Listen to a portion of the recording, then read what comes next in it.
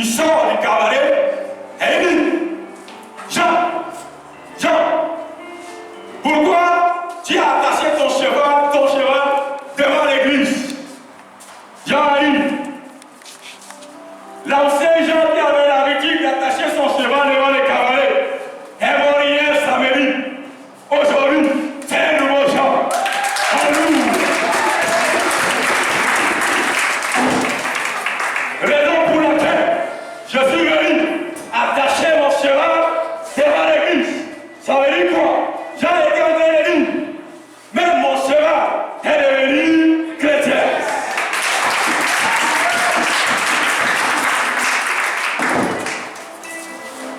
Tout ce que tu possèdes doit appartenir à Christ. Alléluia. Alléluia. Est-ce que j'ai parlé à quelqu'un? Dans Jean chapitre 6, le verset 63, la Bible dit ceci, c'est l'esprit qui vivifie. La chair ne sert de rien. Les paroles que je vous ai dites sont vie et esprit. La parole de Dieu est vie et esprit. Alléluia. Nous lisons dans Éphésiens chapitre 7, le verset 14.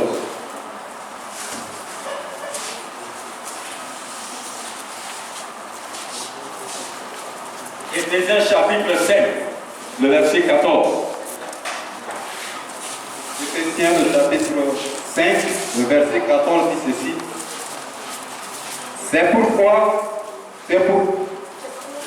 cela qu'il est dit, réveille-toi, toi qui dors, relève-toi d'entre les morts, et Christ t'éclairera.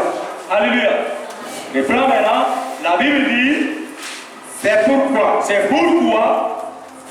oui, c'est pour cela qu'il est dit, réveille-toi, toi qui dors. Toi qui dors, ça veut dire quoi? Si tu continues à dormir, tu ne peux pas t'élever. Si tu veux t'élever, il faut qu'au préalable, tu te lèves, tu te réveilles. Si tu continues à dormir dans le sommeil spirituel, tu ne peux pas éclairer ton monde. Le psalmiste a dit, donne la clarté à mes yeux, afin que je ne m'endorme pas dans le sommeil de la mort. Il s'est rendu compte qu'il s'est embourbé dans le sommeil de la mort. Et il est question maintenant de crier à l'Éternel, de délivrer de ce sommeil de la mort. Continue.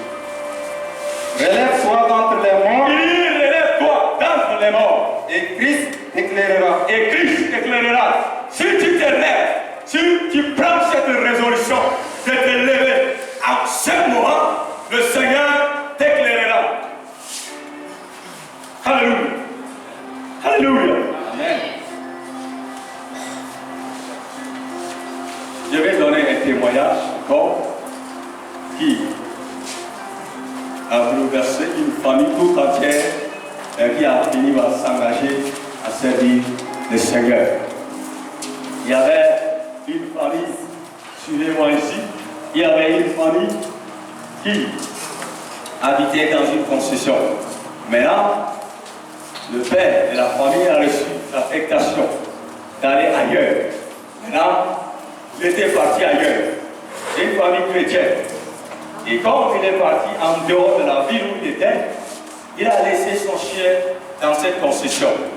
Et une autre famille était venue louer la concession. Et le chien de l'ancienne famille était resté là. Et la famille qui était partie, c'est une famille chrétienne qui s'est levée véritablement pour servir le Seigneur. Maintenant, ils ont préparé à manger. Ils ont déposé le repas du chien. Et premier jour, ils ont donné du repas à ce chien. Le chien n'a pas mangé. Deuxième jour, ils ont encore donné du repas à ce chien. Le chien a encore refusé de manger. Troisième jour, ils ont encore donné du repas à ce chien. Mais il a encore refusé de manger. Le père de la famille a pris son téléphone. Il a appelé l'ancienne famille. Il dit, il y a quoi avec ton chien? Ça fait 3 jours que nous avons donné à manger. Mais il refuse de manger. Maintenant, l'ancien propriétaire de ce chien, il est là simplement posé la question. Quand vous étiez en train de manger, est-ce que vous avez prié sur le repas avant de manger? Alléluia!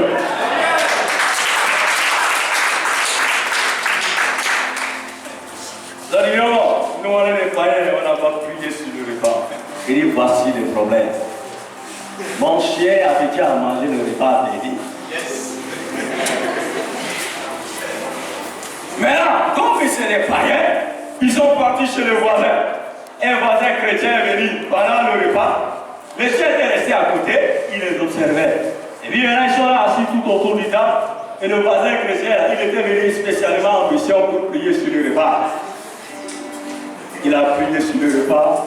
Les gens ont baissé la tête, il a prié. Maintenant, il dit, au nom de Jésus, nous avons prié. Amen.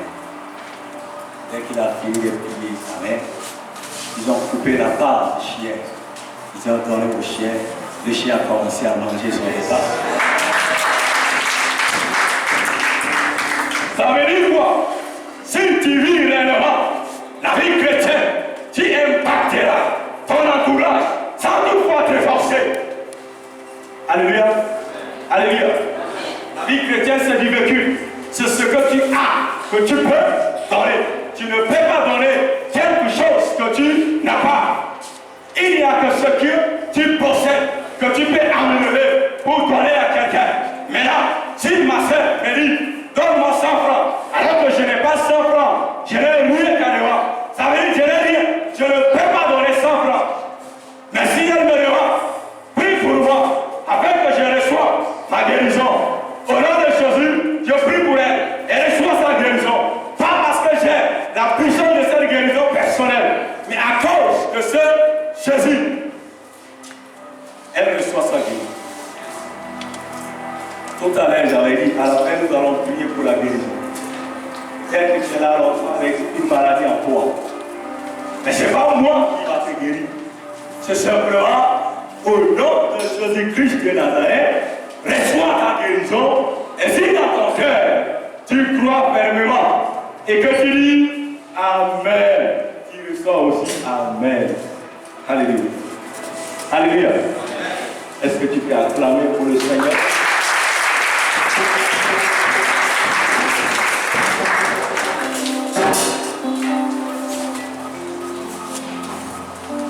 Nous lisons dans Joël, chapitre 3, verset 9.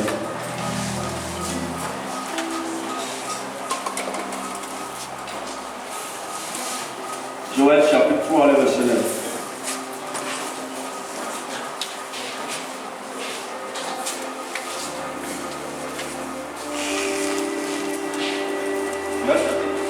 Verset 9 dit ceci. Publiez ces choses parmi les nations. Publiez ces choses parmi les nations. Publiez la parole de Dieu. Impactez la lumière de Christ parmi les nations. Partout. Impactez les vies. Préparez la guerre. Il dit, préparez la guerre. Je voulais te dire, la vie chrétienne, c'est une vie de guerre. Si tu ne sais pas, je te dis ce soir, chaque jour, tu es en guerre. En sortant de ta maison, sache que tu es en guerre. Oui. Réveillez les zéros. La Bible dit maintenant, réveillez les zéros. Il y a des zéros qui sont assis là dans la salle, mais qui continuent à dormir. Et le Seigneur a fait dire, ces zéros-là doivent se réveiller. Longtemps tu es assis là, en train de dormir. Spirituellement. Maintenant le Seigneur te dit, réveille-toi. Et je suis là pour te dire, le héros que tu es, tu dois te réveiller. Tu dois te lever. Oui. Qu'il s'approche, qu'il monte. Tous les hommes de guerre. Qu'il s'approche, qu'il monte. Tous les hommes de guerre. Le Seigneur lance un appel ce soir. Il veut des hommes de guerre. Il veut des femmes de guerre. Il veut des gens qui doivent se lever. Il est à la recherche de ces hommes. Est-ce que tu es là dans la salle? Est-ce que tu veux être cette personne qui doit se lever? Est-ce que tu veux être cette personne qui doit dire, Seigneur, moi, je décide de me lever pour toi. Je vais être ce héros. Alléluia. Nous partons à Ézéchiel 22.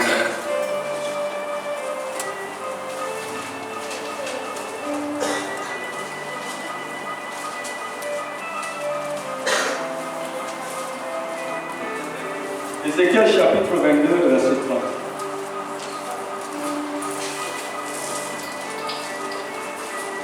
Ézéchiel, le chapitre 22, verset 30, dit ceci. Je cherche parmi eux un homme qui élève un mur, qui se tienne à la brèche devant moi en faveur du pays, afin que je ne le détruise pas, mais je n'en trouve point. Alléluia. Alléluia. Alléluia. Amen. Il dit, je cherche parmi eux qui un homme. Je cherche parmi eux un homme. Le Seigneur est en train de dire, pendant ce programme de séminaire, c'est le deuxième jour, je cherche un seul homme. Je suis à la recherche d'un homme pour l'utiliser pour la nation chrétienne. Je cherche une femme qui va se lever pour impacter sa génération par la louange. Je cherche un seul homme qui va se lever pour impacter sa génération par la prière. Je cherche un seul homme qui va se lever pour impacter sa génération par l'évangélisation. Un seul homme, je suis à sa recherche. Je ne cherche pas un pasteur, je ne cherche pas un bishop, je ne cherche pas quelqu'un qui a des titres, mais moi, l'Éternel, je cherche simplement un seul homme. Alléluia. Alléluia. Il cherche un seul homme. Un seul homme. Je ne sais pas si tu es là dans la salle.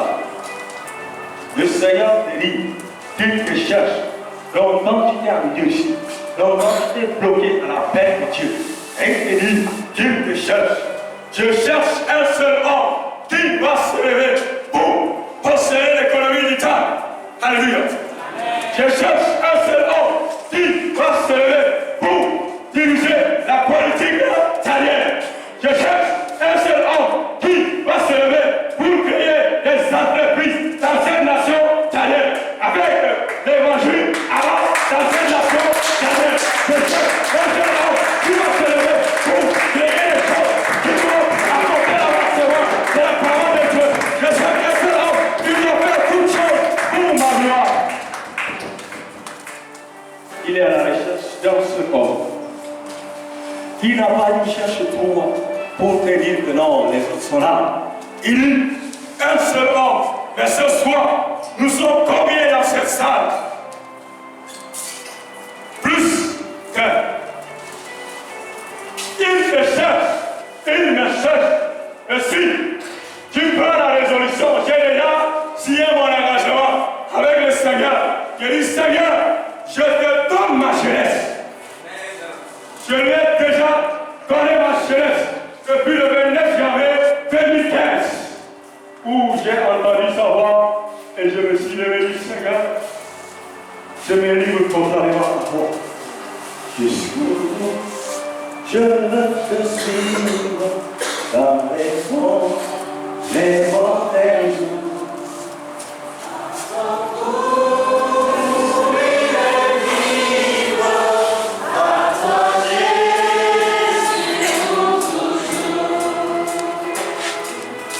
Alléluia.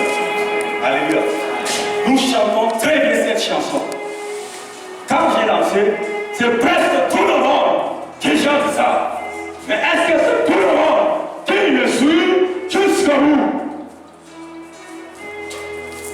Il y a Dayanso qui a dit, on doit suivre Dieu jusqu'au bout du chemin. On dit jusqu'au bout, mais il dit jusqu'au bout du chemin. Donc le bout des bouts. Alléluia. Jusqu'au bout, je vais te suivre. Que ce soit dans les bons comme dans les mauvais jours. Moi, je décide d'être ce bon que tu cherches afin de te servir. Dans Romains, la Bible dit toutes choses concourent au bien de ceux qui aiment Dieu et ceux qui sont appelés selon son dessein. Toutes choses concourent au bien. Et nous devons nous lever. Je voudrais t'encourager, si le Seigneur est en train de toucher ton cœur, que tu puisses te lever ce soir pour lui. Il cherche des Géméons, il cherche des Daniel, il cherche des Paul de notre génération. Amen.